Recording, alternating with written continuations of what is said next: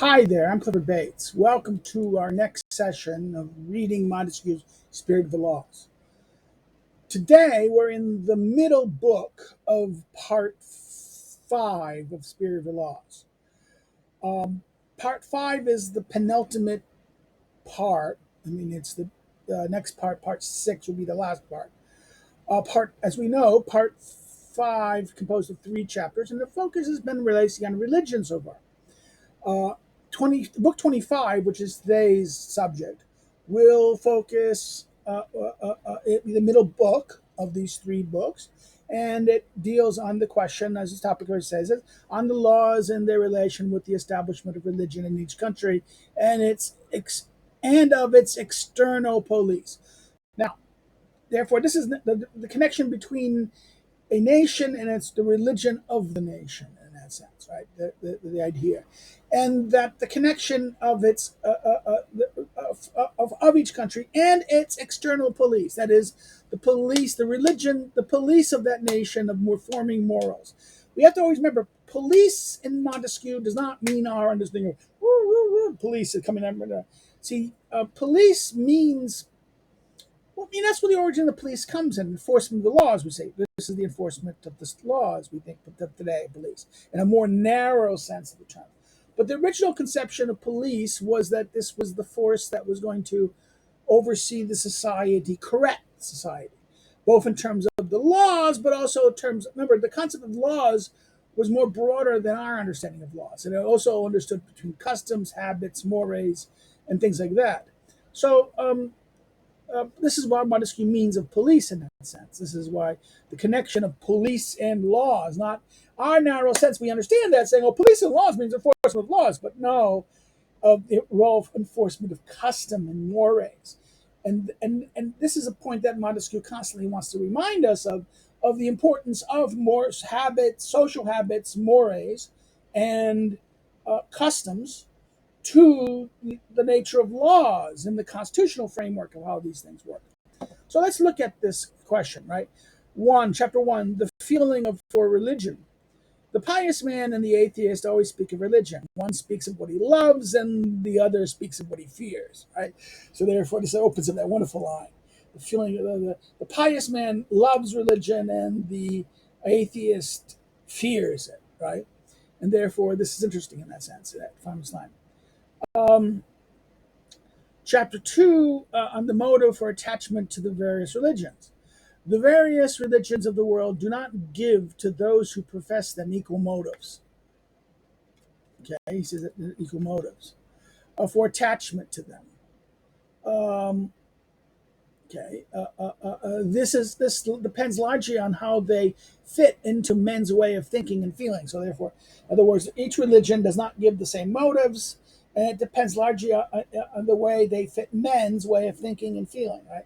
We are exceedingly drawn to idolatry, and nevertheless, we are not strongly attached to idolatrous religions. We are scarcely inclined to spiritual ideas, and nevertheless, we are very attached to religions that have us worship a spiritual being. It is a happy feeling that comes in part with the satisfaction we find in ourselves for having been intelligent enough to have chosen a religion that withdraws divinity from the humiliation in which others have placed it. So, therefore, the idea here is that idolatrous religion seems to be one. There's a humiliation in it, right? There's a humiliations that the gods are something that can be humiliated or destroyed, and the divine has been withdrawn to a point where they cannot suffer humiliation. Right? We regard idolatry as the religion of coarse peoples, and a religion whose object is a spiritual being as that of enlightened people. So therefore, idolatry is worship of things. So remember, idolatry is the worship of things and material, or well, idolatry seems to be in the sense the worshiping of things other than the supreme being. Right? This is thou shalt not make graven images and worship. That's from the Old Testament, right? The Old Testament 10 Commandments that God does not want. Idolatry is seen as worshiping of things that are there. Lord, and this is what he says by humiliation, right? Things that can be humiliated, and that the God is something so other, transcendent, above, a spirit or something, a spiritual being, something that is something at the level of an idea, belief, higher. And this is I think it's this idea of a spiritual being that our minds must grasp it is rational in that sense, right? And this is why we say this is enlightened. He says it's enlightenment. Um, when we conjoin the idea of supreme being with forms, which forms the dogma, the sensible ideas that enter into the worship. This gives us great attachment to the religion because the motives we have just mentioned are joined to our natural penchant for things that can be felt. Okay, so therefore, we feel things that we have to feel things. We have this idea of feeling. And therefore, we have what the dogmas, that sensible ideas that form into religion. This gives attachment to religion because the motives we have just mentioned are joined to in other words, those higher things, are joined to our feelings, our attachments. Thus, Catholics who have more of this sort of worship than Protestants are more invincibly attached to their religion than Protestants are to theirs, and more zealous of its propagation. Well, that's okay. This is one.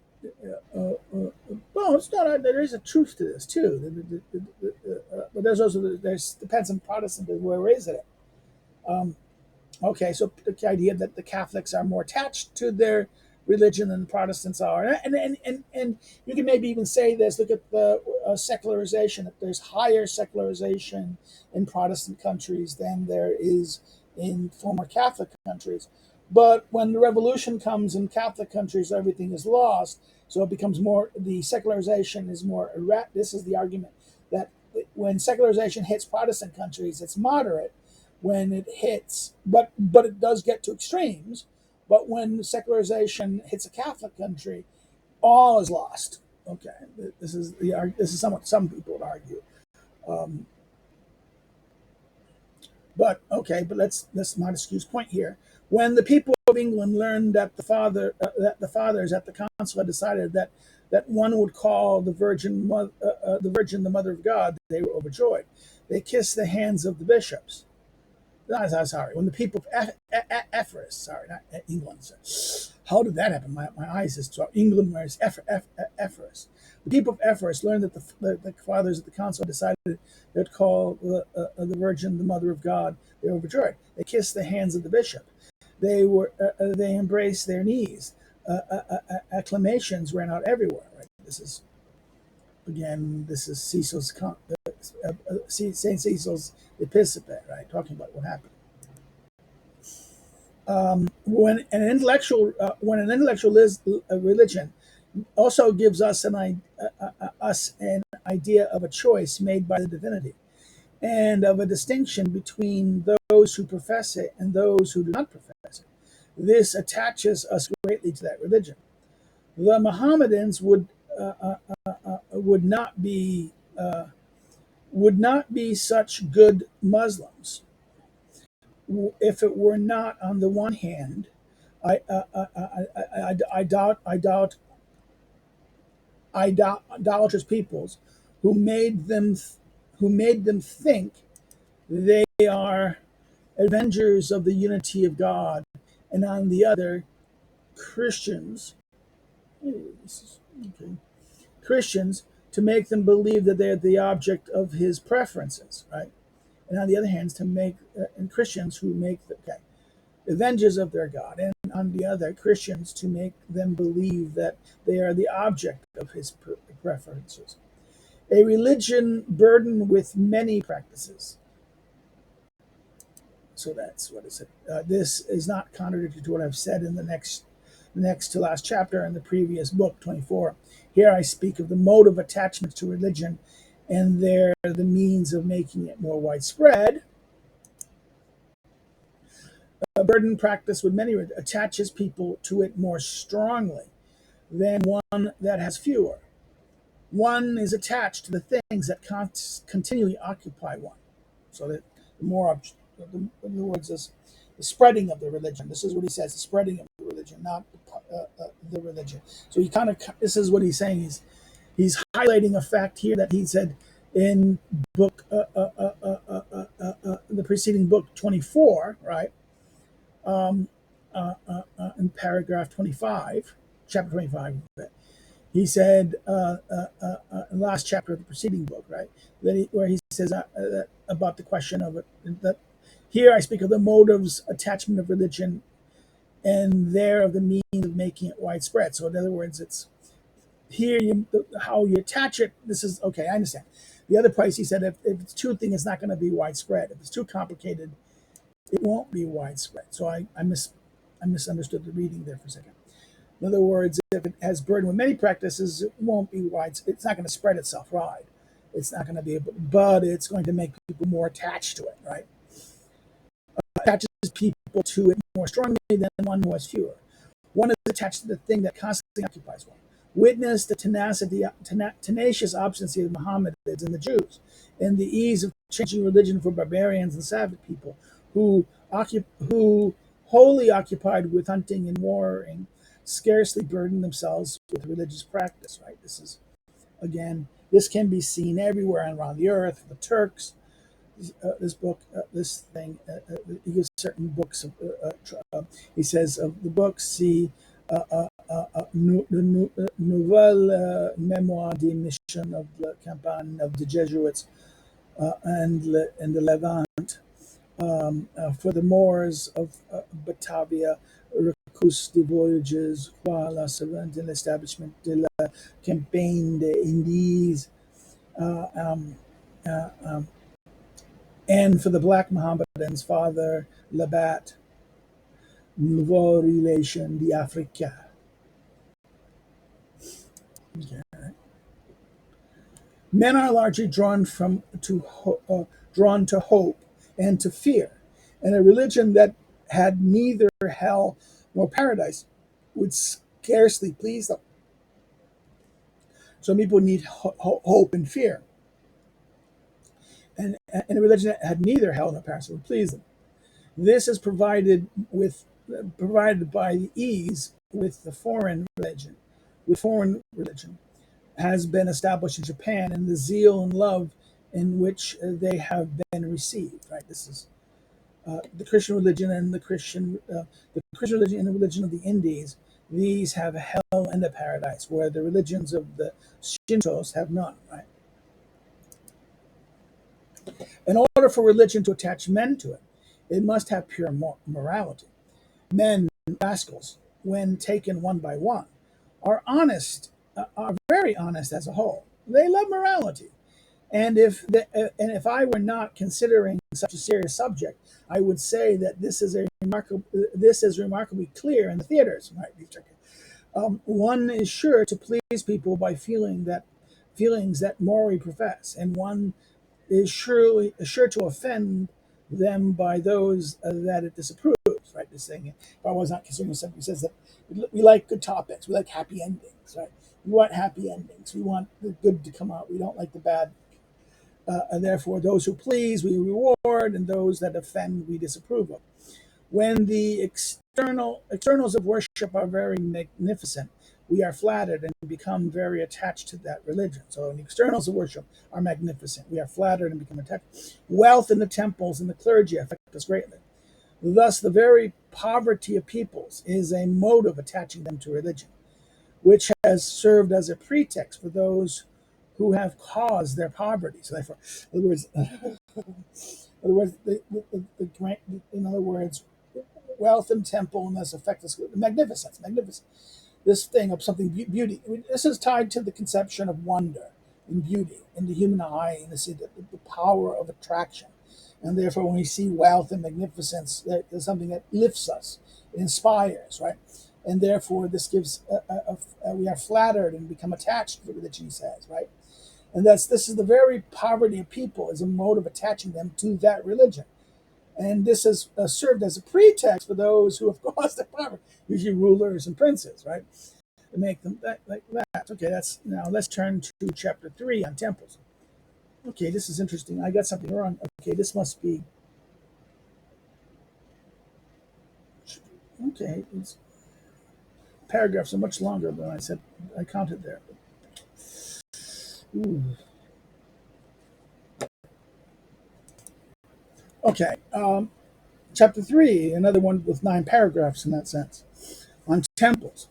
Most of the peoples with a police live in houses. So yeah, once you live, see, I mean, that almost all the peoples who live in police have in houses. So they have this idea: if you're hunter gatherers, you don't really have a police.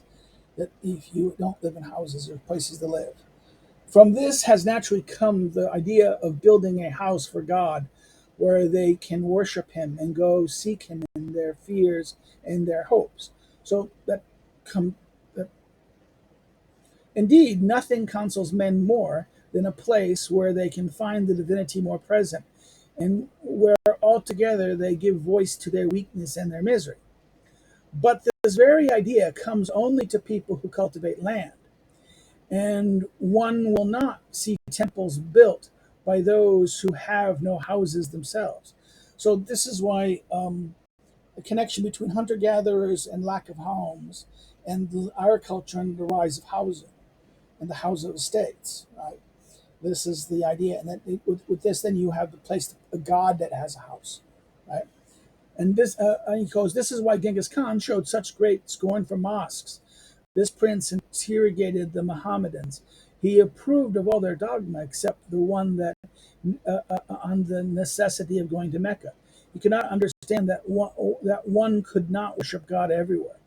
And the Tartars did not live in houses. They did not know temples. People who have no temples have little attachment to their religion. This is why the Tartars have always been so tolerant. Why the barbarous people who conquered the Roman Empire did not hesitate for a moment to embrace Christianity.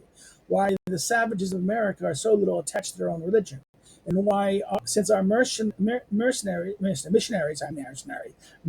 have built them churches, they have so much zeal for ours. As the divinity is the refuge of the unfortunate, as the divinity is the refuge of the unfortunate, and as no people who are more fortunate than criminals, one has been led naturally to think of temples as an asylum for criminals.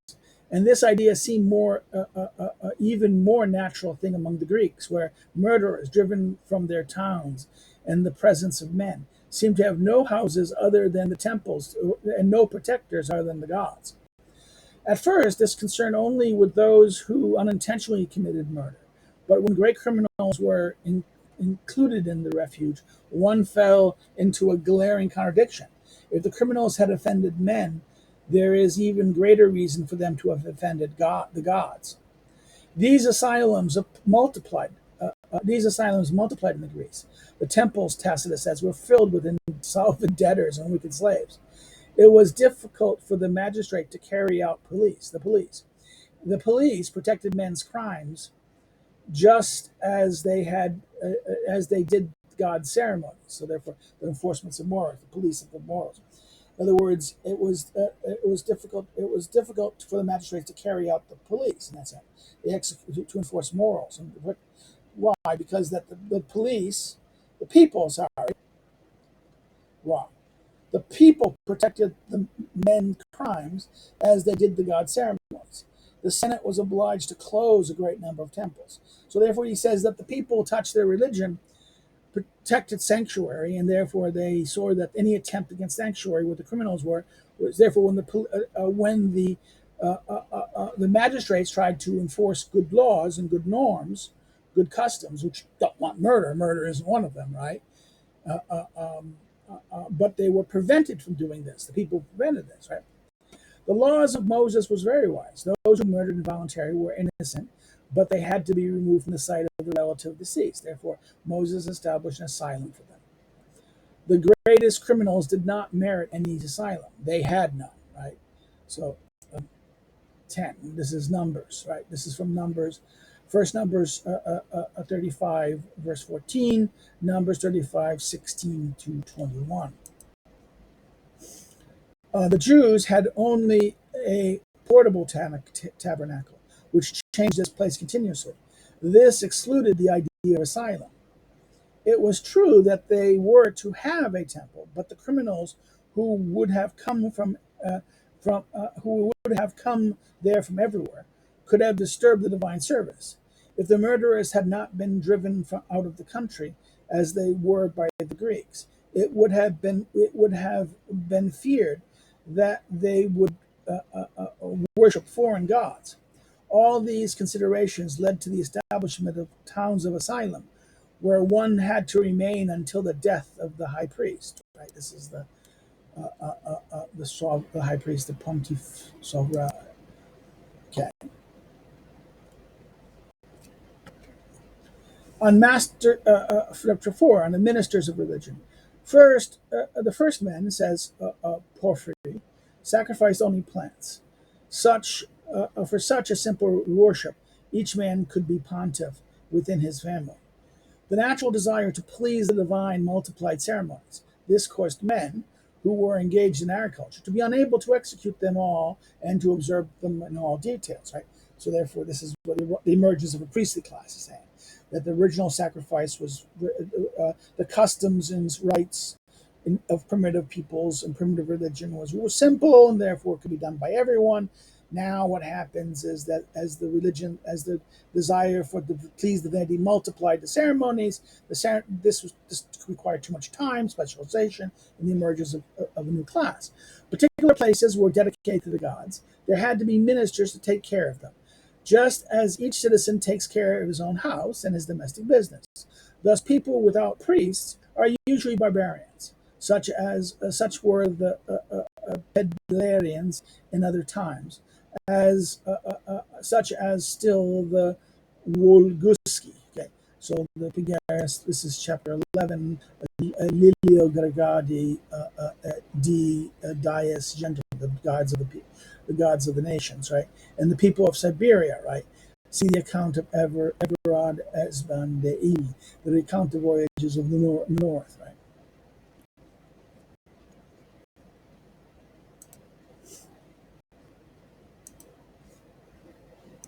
Sorry.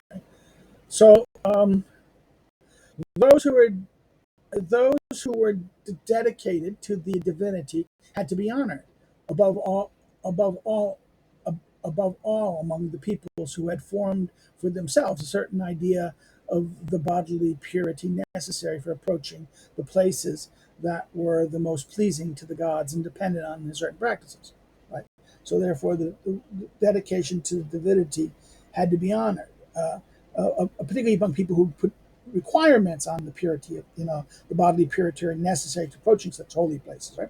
As the worship of God required continual attention, most people were inclined to make the clergy a separate body. Thus, among the Egyptians, the Jews, and the Persians, certain families who were perpetuated and who performed services were dedicated to the divinity.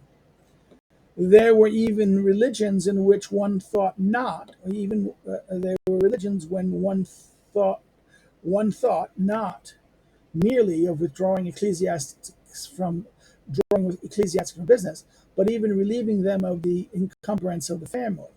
And this is the practice of the principal branch of the Christian laws. In other words, you don't want them in the family. You don't have any paternal kids. You do not even take them. You don't want them doing business. You don't want them doing the things of trade and commerce and the necessary things. You want to make them holy, and therefore you even need to reduce them from the concerns of the family, encumbrance of the family. I shall not speak here of the consequence of the laws of celibacy. One sense is that it would become harmful in proportion as the body of the clergy became too large, and consequently that of the laity not large enough. Right. So, in other words, if the clergy became too big, it would be one sense that it would become harmful in proportion to the body of the clergy that became too large. Right. And consequently, if that of the laity, that of the laity, and that of the laity not large enough, so that that in this that combination, there's more churchmen than people, right? um, by the nature of human understanding, we love in religion everything that presumes an effort, just as in the subject of morality, we love in theory all that has the character of severity. So, therefore, this is interesting. In other words, we love in religion, we love everything that pursues work or effort, some kind of effort. But in morality, we love in theory all that has the character of severity. In other words, we want strict rules. That celibacy had been more pleasing to the people whom it seemed to suit least, and for whom it could have the most grievous results. So, okay, this is interesting.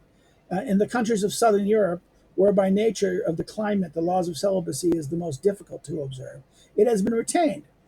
And those of the North, where the passions are less lively, it had been prescribed. Okay, so notice that this is interesting that celibacy has been more pleasing to people where it seemed least suitable to them, for whom it be more grievous, for whom it would have a more grievous result. That's interesting. So in the South, where it's difficult, the celibacy made difficult, therefore it was preserved. In the North, it was prescribed. Furthermore, in countries that have few inhabitants, it had been admitted in those that therefore in countries that have few inhabitants, it had been admitted. In those of in those that have many, it had been rejected. So population size, right? In other words, if it's few people, it's okay. Population, but this. But if it has a lot of people, then no, no. One sense is that these reflections are only about the two greatest extensions. These that all these reflections are only about the two greatest extensions of celibacy, and not about celibacy itself, extension of it. This, right? And I think there's also a argument that the reason why the church practiced celibacy twofold in the West, in the Western Church, was that it feared hereditary power. Okay, that's one thing, and securing that the church would become the church stakeholders would paternal power would rule over the church lands, and they would cease being church lands, but lands of the families of who those controlled it. That's one argument. And the second thing is missionary work. It's just difficult to bring your family and children in the mission in the far in doing missionary work. So this is, this was why probably that was the argument for it. But I can see the point he's saying here too, right? Chapter 5 on the limits that the laws should set on the wealth of the clergy. Particular families can perish, thus their goods do not have perpetual destination. The clergy is a family that cannot perish, therefore their goods are attached to it forever and cannot pass out of it, right?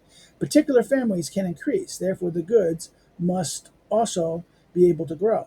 The clergy is a family that should not increase, therefore its goods should be limited. If we have retained the provisions in Leviticus for the goods of the clergy, except those regarding the limits on those goods. Indeed, among ourselves, the boundary beyond which a religious community is no longer to acquire will always be unknown. These endless acquisitions seem so unreasonable to the people, that anyone who would want to speak in their favor would be regarded as an imbecile. In other words, this idea that the religious orders can get anything they want and grow. Right? This is civil laws sometimes find obstacles in changing established abuses, because these abuses are linked to things that the laws should respect. In this case, an indirect provision is more indicative of a good spirit in the legislature than another that would strike against the thing itself. Right. So therefore, this is the idea that you have abuse. But the thing about this is that the laws, things we should respect. The law is there, but the laws is not creating abuse. We have to have an indirect provision, right, to deal with the thing. That's a better strategy, a good spirit of the legislature, than another that would strike against the thing itself. Instead of prohibiting acquisition to the clergy, one must seek to make them distasteful, to leave the right but remove the fact. Right, this is nothing. So instead of making a law prohibiting the clergy from acquiring more, one must make it distasteful for them to acquire more, sociable, and that therefore, thus to leave the right but remove the fact. In some countries of Europe, Attention to the right of lords have caused the establishment in their favor of a certain of a right to indemnity over the landed property that people have acquired by more more by death, by acquired through because they got indemnity over landed property that people have acquired by death right. Is that what I think it is? Let's see if I understood this correct. The status of lands tenants held inevitably by the ecclesiastical or other corporation. In other words, ecclesiastical or other corporations acquired by. In other words, indemnity that you know. Uh, so everyone knows, we can see this. Security or protection against loss. They can't do it, right? It's indemnity means you cannot lose it, right? Rights of indemnity by land. In other words, the lords have caused establishment in their favor of the rights of this over land, the property of people that have acquired by some kind of church right, right? The intent of the prince has made him require a right of amortization in the same case. In Castile, where there is no similar right, the clergy invades everything. In Aragon, where there is some right of amortization, it required less. In France, where this right and that of indemnity are established, it has acquired still less. And one can say that the prosperity of the state is due in part to the exercising of these two rights. So, immortalization and an indemnity against mortgage. Right? Um, increase these rights and check mortem, if possible.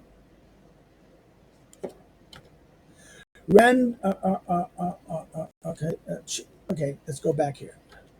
In other words, he says, thus increase these rights and check mortem. That's what they should do. Render sacred and inviolable the ancient and necessary domain of the clergy. Let the domain be fixed and eternal like the clergy. But take new domains from their hands. Permit the rule to be violated when the rule has become an abuse. Suffer the abuse when it reverts to the rule. In other words, permit the rule to be violated when the rule has become abused, and suffer the abuse when it reverts to the rule. Abuse of something, but it reverts to doing what you wanted to do in the first place. In Rome, one still remembers a report sent there at the time of several contentions with the clergy. This maxim was put to it: the clergy should help pay for the burdens of the state, whatever the Old Testament may say about it. One concludes that this is the author of the report understood the language of Maldorot better than that of religion. So, this is Maldorot is the tax levied by Philip the Fair. The term came to mean an abuse of taxation. In other words, the language of this abuse of taxation better than the religion. So the clergy should help pay the burdens of the state. This is in that sense of monasteries. The least common. Okay, sorry, that was common. Sorry. The least bit of common sense shows that these bodies are bodies that are to be perpetual. Those bodies that are to be perpetual should not sell their lands for life or borrow for life, unless one wants them to become the heirs of all those who have no relatives and all those who do not want to have any. The monastic gambles with people. The monastics gamble with people, but they hold the banks themselves. In other words, this is very interesting. In other words, that its common sense shows that bodies that are perpetual should not sell their lands for life, right, or borrow for life, unless one wants them to become the heirs of all those who have no relatives and those who do not want any. Right? The monastics gamble with people, right? But they're the bank. Okay, in that sense, very interesting. In fact, remember the monasteries were acted like the Jews did in that sense. This is that thing with a lot of commerce, right? The monasteries and religious orders were like synagogues in that sense. The Jewish had their synagogues and their things, and that allowed for the letter of credit to be established. Well, monasteries, and also remember many of the military knights, not the religious knight orders, were monastic in their character, had the character of that, and they had a corporate entity, they had a corporate structure. So therefore, they may be different locations, but they're one order under the same governor, the same rules, and therefore they acted the same way as how he mentioned how the Jews did in the previous book on commerce, right? So the monasteries acted as the bank, and they relied, what I say, they gambled with people. He's saying here, right? So now, chapter 7 on the luxuries of superstition. It is impious toward the gods, Plato says, to deny their existence or to grant it, but to hold that they do not take a hand in the things here below, or finally to think that they are easily appeased by sacrifices. Three equally pernicious opinions. Now, I think this is the laws, right? The 14. Yeah, this is book 20 of the laws. Yeah, exactly. Plato said they're all the most sensible things that natural enlightenment has ever said about the subject of religion. So again, Plato's Laws, book 10, is about the religion, and this is how natural religion, philosophy, natural enlightenment says about the divine. Right? It's three impieties, right? To deny their existence, to grant it but hold it no role in the function of here things below, and to think that they're easily appeased by. These are the three equally pernicious opinions about the divine. Right?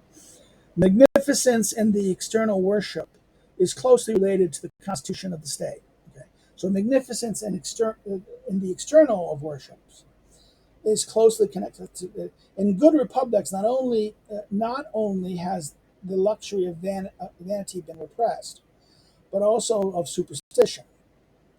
So therefore, republics require not only vanity be repressed, right, but also superstition in republics. Religion made laws limiting expenditure.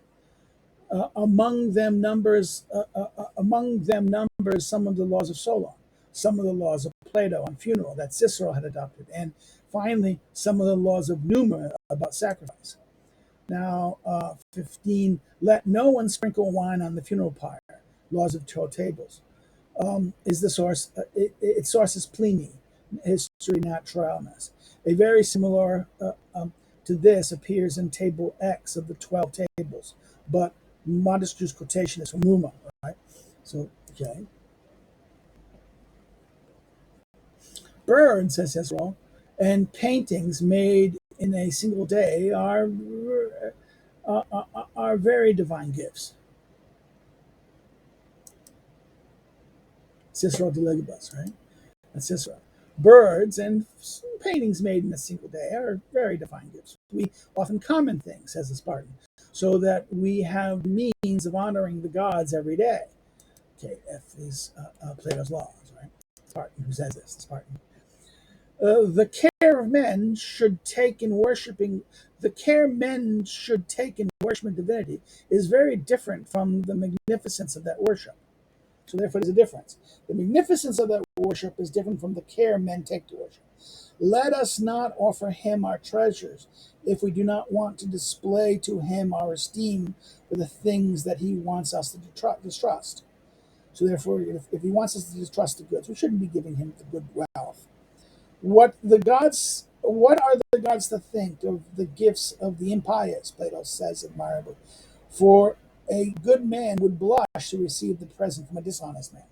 So this idea of giving them vanity, if he's trying to teach us our morals, again, he's talking about republican morals, right? This is very interesting. That good republics, that there should be not only distinction of vanity but also of superstition, right? And that therefore, their members, we must restrain our kind of worship, how our worship is done. Religion must not, with gifts as presents, exact from the people what the necessities of the state have left over for them. And as Plato says, chaste and pious men should offer gifts rather than resemble themselves. So therefore, the gifts we should do is chaste and pious people should kind of the gifts they offer should reflect themselves, resemble themselves. They should be chaste and pious. Therefore, we should not. The religion and gifts with pretexts to please the gods, right? For what the necessities of the state have left over for the gods to do, right? Neither should religion encourage expenditures for funeral. What is more natural than to remove the differences of fortune for a thing, and at a time that equalizes all fortune? So therefore, death equalizes all fortune. But this is the thing. This is something weird. This is that death. Funerals are so expensive now. This is something that's you can say, and what funerals that raise the cost. This is something that religion should say, no, no, no, should make simple. So that should not reduce the cost, should not invest in these things. Why? Because it produces frugality and better. Whereas ostentation, spending things on funerals is ostentatious. It produces grandeur. It's anti-republican in that sense. On chapter 8, on the pontificate, when a religion has many ministers, it is natural for them to have a leader and for the pontificate to be established in it. So therefore, the religion have many ministers. It's natural to have someone establishment, right? In a monarchy, where one cannot too much separate the order of the state, and where one should not bring together all the powers in the same head, it is good for the pontificate to be separated from the empire. So this would be separation in that sense, right? The same necessity is not encountered in despotic government. So, in other words, monarchy, you should have the head of the church should be separate from this idea of a monarchy, where the pontiff, whoever the pontiff is, should be separate, should not bring together all the powers in the same head, right? But I think this is interesting. Is English a despotism in this case? Because the English crown does this. They should not. It is not kind nature whose nature is to unite all powers in the same person. But in this case, it could happen that a prince would regard the religion as he does his laws themselves, and as an effect of his will, right? This idea, in this case, that this is religion and the things of this. In order to prevent this, there must be records of religion. For example, the sacred books that fix and regulate it. The king of Persia is the leader of the religion, but the Quran regulates this religion. The emperor of China is the sovereign pontiff, but there are books which are in everyone's hands and which he should himself conform. In vain did the emperor try to abolish them. They triumphed over tyranny. So if you have codes, if you're religious, like the Quran and the codes, the written laws, these are the things that are going to restrain the despot in that fundamental sense. And therefore, maybe this is a criticism. This could be a criticism of what Henry VIII and Elizabeth did in England, right? This idea of the Church of England that unifies them under the church, and that there's not a separation of this. But that's interesting in that sense. Chapter 9, on toleration of religious matters.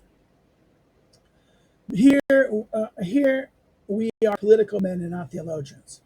And even for theologians, there is much difference between tolerating and approving a religion, right? There's not, in other words, we're political men, and even for theologians, there's a difference between tolerating and approving, right? This is a lesson for those who talk about tolerance. Tolerance is not approval. Remember that, people. Tolerance is not approval. When the laws of a state believe they should allow many religions, they must also oblige them to tolerate one another. The principle is that every religion which is repressed becomes repressive itself. For as soon as, by chance, it can shake off the oppression, it attacks the religion which oppressed it, not as a religious, but as tyranny. Therefore, it is useful for the laws to require of those various religions not only that they do not disturb the state, but they do not disturb each other. A citizen does not satisfy the law by contenting himself with not agitating the body of the state. He must also not disturb any citizen, whatever. So therefore, this is Don't disturb them. Don't attack them. Don't do this. Right? It's not only don't attack the state, but don't attack the citizens, people who make up the state in that sense, because that is a kind of disturbing the state. Chapter 10, continuation of the same subject. There are scarcely there are scarcely but any intolerant religions that are greatly zealous to establish themselves everywhere. For a religion that can tolerate others scarcely think of its propagation. It will be a very good civil law when the state is satisfied with an established religion, not to allow the establishment of another. So, wait a minute. I do not speak here of the Christian religion in this chapter because, as I've said elsewhere, that the Christian religion the first good. See the end of chapter 1 in the preceding book in the defense, and in the defense of spiritual laws, which which we don't have a good translation yet, and this has been depressing. There's no good translation of the defense. No, sorry.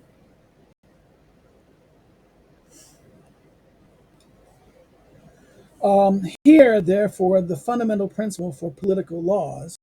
Therefore, is the fundamental political laws and religious matters. Okay, that Winchester is a very. It would be don't if you have a good religion status. Religions that are strong are going to be zealous to establish themselves everywhere. Aren't going to be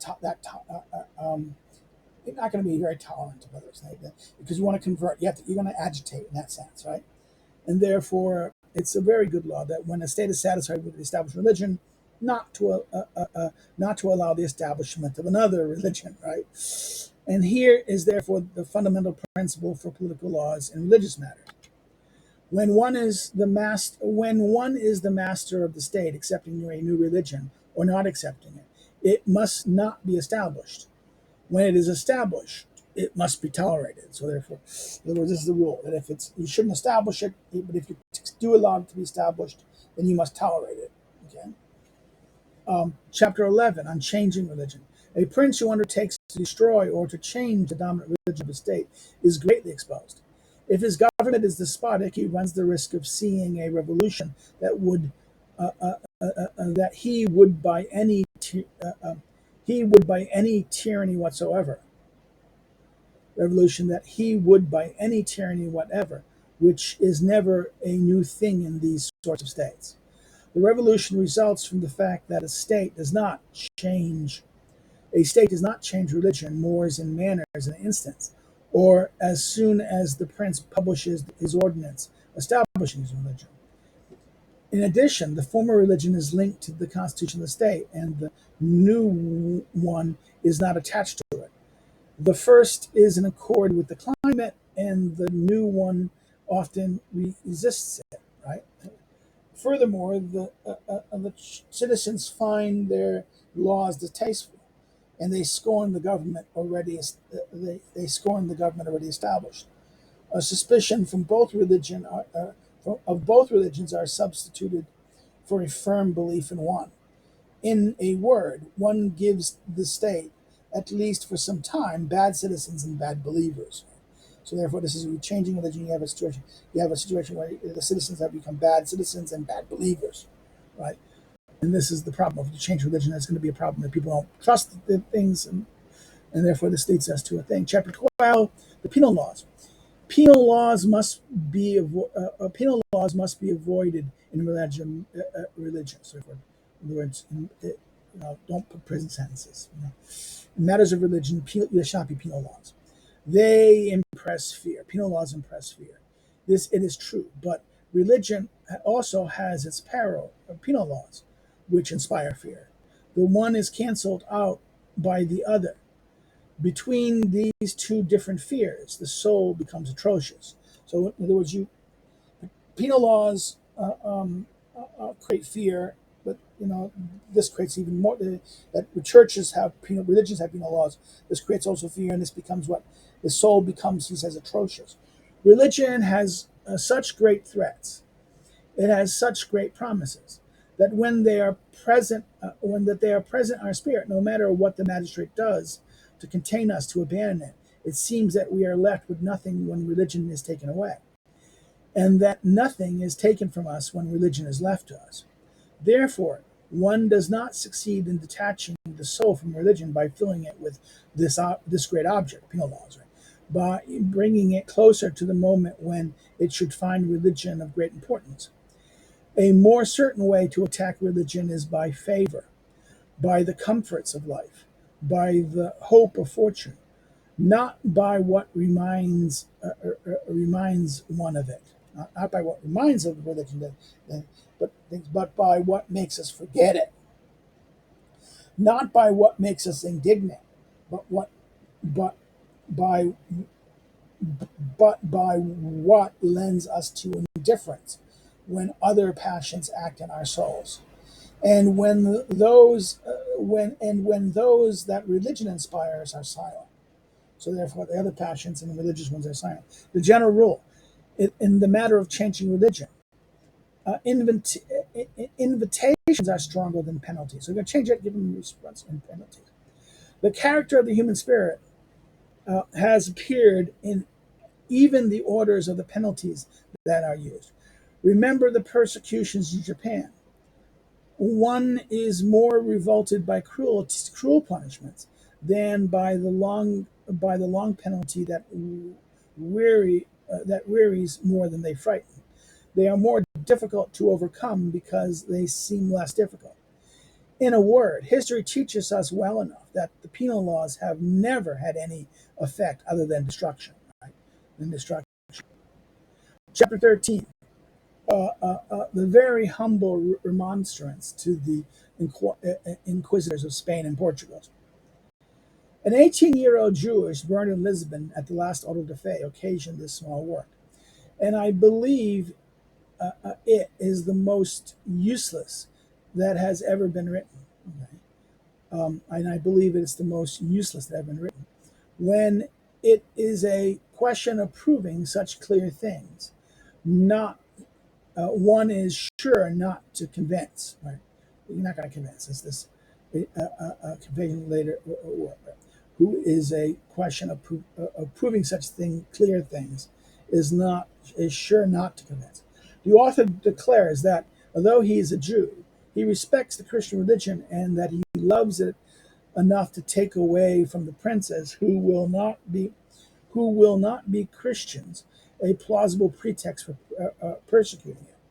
You complain, he says of the inquisitors, that the emperor of Japan had all the Christians in his state burned by slow fire, but he will answer, we treat you who we treat you who do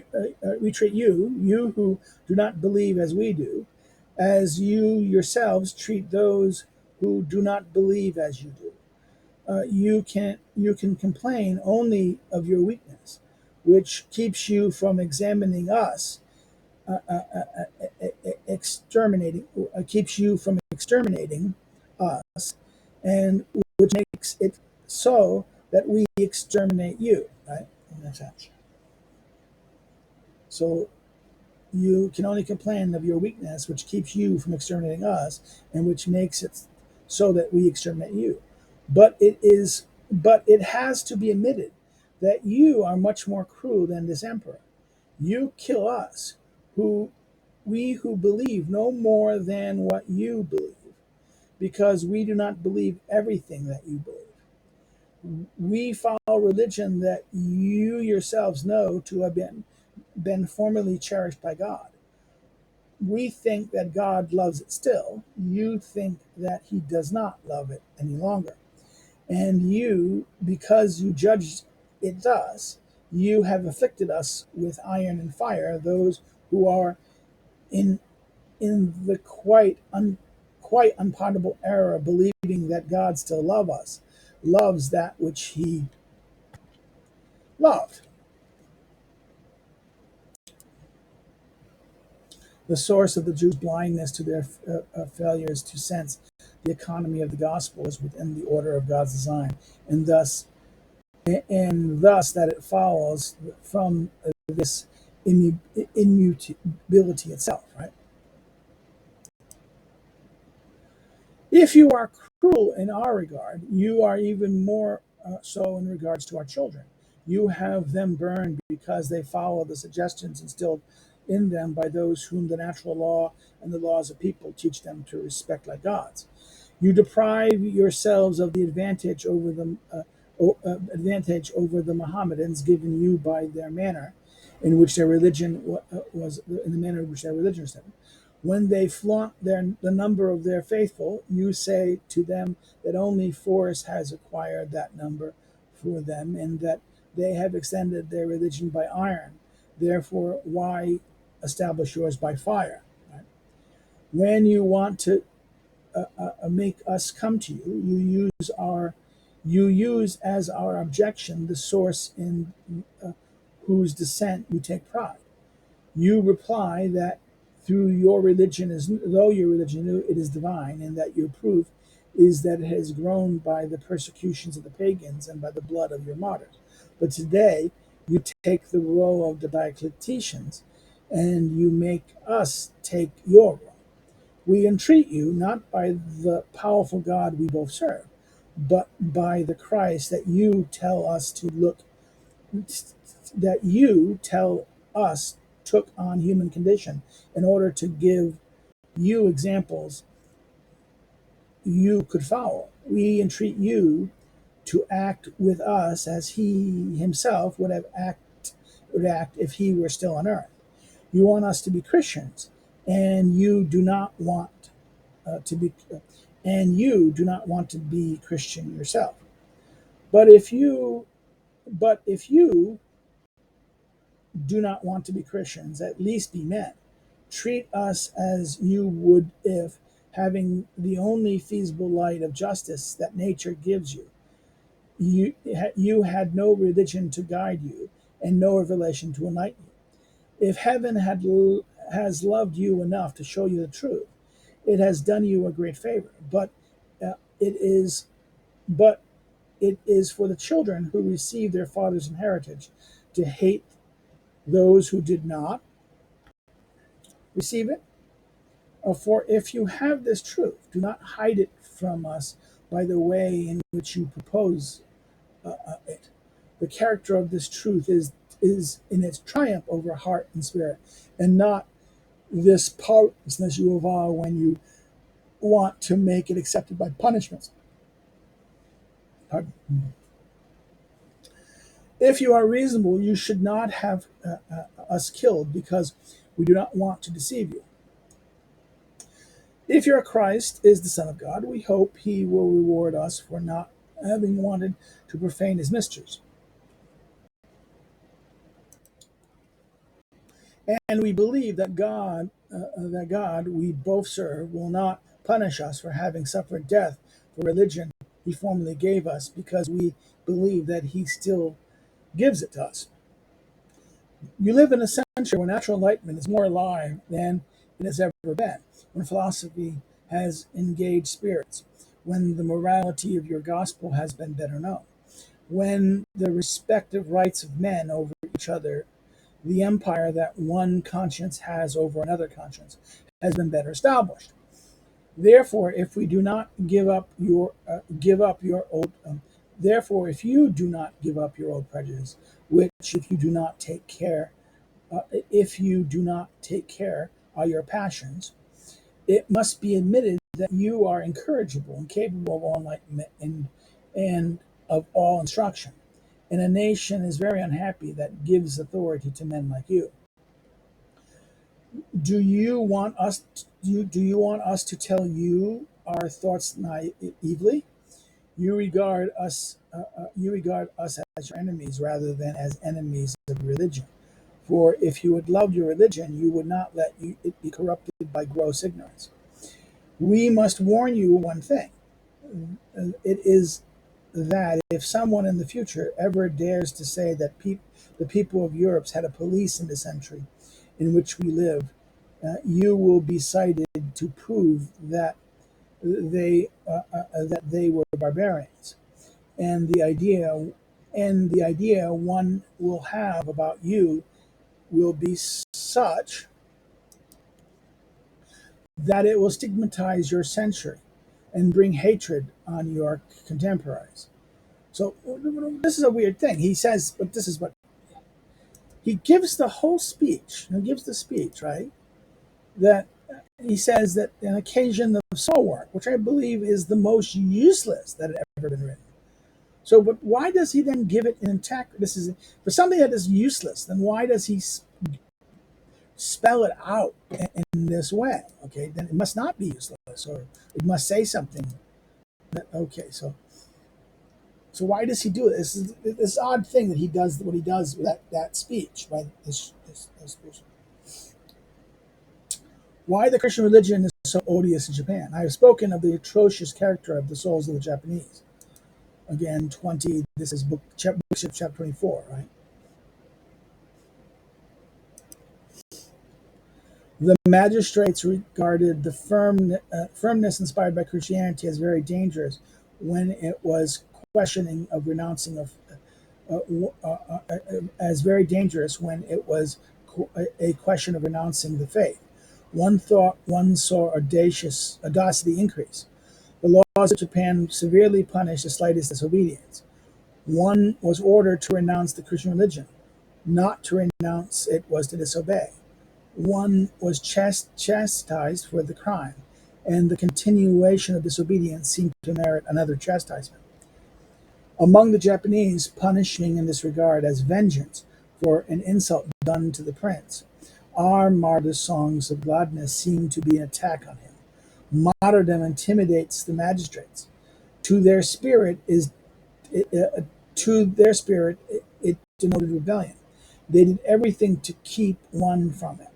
They did every, if then the soul that grew fierce, and the one saw a horrible combat between the tribunal that condemned and the accused that suffered, between the civil laws and those of religion. So therefore, it became this idea that it was a combat. In other words, a horrible combat between the tribunals that condemned and the accused who suffered, between the civil law and those laws of religion. Chapter 15 on the propagation of religion. All the Eastern peoples, except the Mohammedans, believe all religions are indistinguishable in themselves.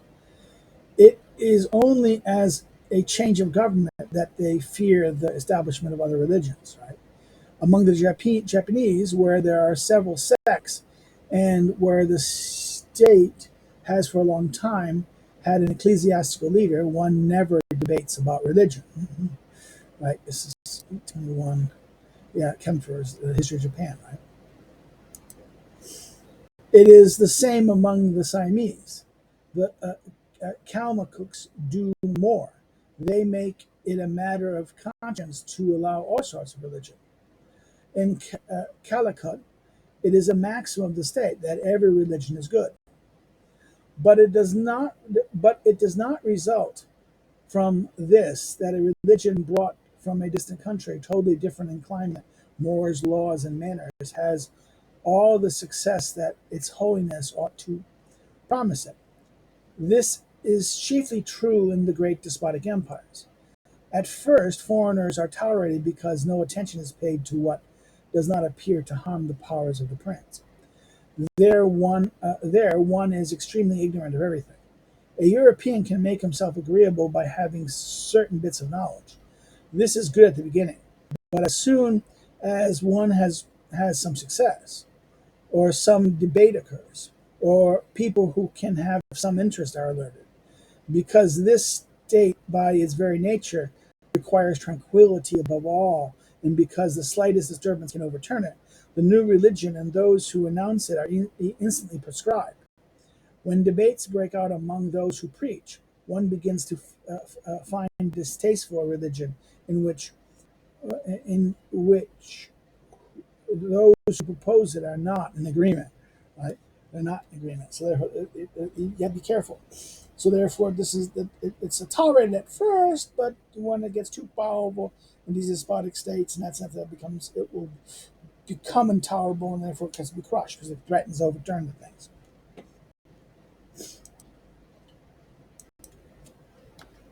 And here ends the book. Okay, if you have any comments or questions that you rise in this chapter, please put them below, and then when I see them, I will answer them. If you have, if you liked it, like it, share it with friends, get it out there, and say, hey guys, get it out there, like they're doing other things. Then the other thing is, if you, well, you liked it, share it with a friend, do that, like these kind of things. Maybe I should move. Then what you need to do is, voila, share and do something. If you're not subscribed, subscribe. Get others to subscribe, please. We grow the channel a little bit. This is like this. And if you have not, if you didn't like it, you can always say no. You can always hit the like button. But please say why in the comments so we can understand what's going on there. Maybe I can prove it, right? Maybe someone did something wrong, why I did wrong. Another thing is you can follow me on social links, the media links below. And if you want to help, if you wish interested in helping me to contribute and continue these things, then you can do so by subscribe to our Patreon or through buying one of the books that are listed below. It would help, really. Okay. Thank you very much. Again, these videos are on Monday, Wednesdays. We have now, I think, 6 more books to go through. Yeah, 6 more books. The finish of this up, finish the Spirit of Laws up, and on Tuesday, Thursday, when you see this, we should be starting Schmidt in that sense. Then that's it. And Fridays, something else, either a live stream or a messing around. Well, okay, take care. Bye bye. See you. Have a good day.